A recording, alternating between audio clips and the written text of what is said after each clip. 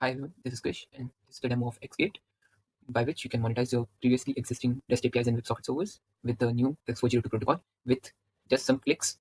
And let's let's jump right into the demo. So the onboarding is really easy. We just have to click connect wallet, and then you can choose from any wallet. I'm choosing from Phantom. We have made two test servers, one an server which is having an REST API which you can test, and one which is a WebSocket server. So first, let's go with this. We can make our API like, let's say, my API description, premium content. Let's say this is the service URL. The method we will use is get, and we can also like dynamically set what is the price that it should take the user to execute that request. So let's say it's $0.02 and API. Okay, so now this is giving us an endpoint by which we can call it, and let's first go here and test it.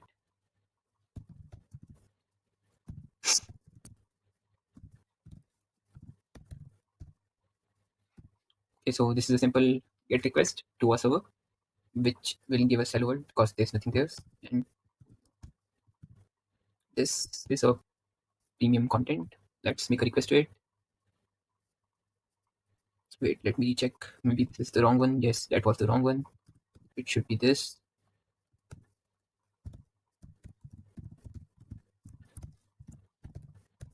Let's test it again.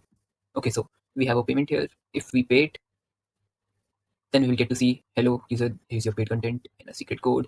And if we would have not paid it, would have not given us anything. This is the previous response. So that was all about the API endpoints. Like, you can tweak it. It will also show you the amount that it has generated. See, it is updated as 0.02, and this will probably give us an address. Okay, and if we use it in Basecamp token transfers, we can see that 57 seconds ago there was a payment of 0.02, which was our amount which we paid to get the service, get the premium route working. Okay, so let's explore the WebSocket thing. So let's say it is WSS, and the so we are using is this. This is just a random server which I made. After connecting, which we will write to it, it will just write us back. Let's say that, and it works on price per minute. Like, we can select the price per minute a user has to pay to access this WebSocket server. So let's say this is 0.06 per minute.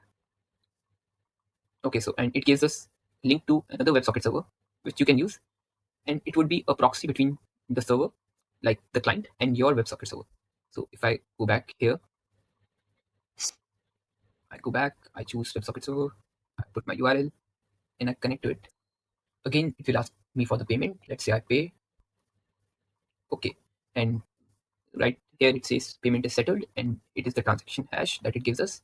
Let's copy this and search it here in a base scan. Yes, and here you can see that 0.06 base has been transferred 14 seconds ago. And now we can also access the WebSocket server. Let's say anything like I. It responds back with I.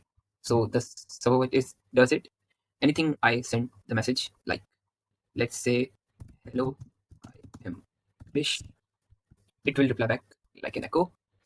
It could be anything, like you can. It's just acting as a proxy between you and your server. So here's another request.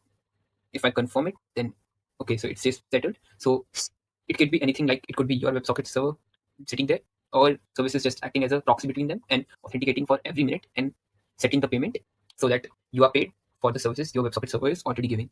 So let's also check this transaction hash. We can see that 51 seconds ago, and yes, 0.06 USDC. And now there will be one more request.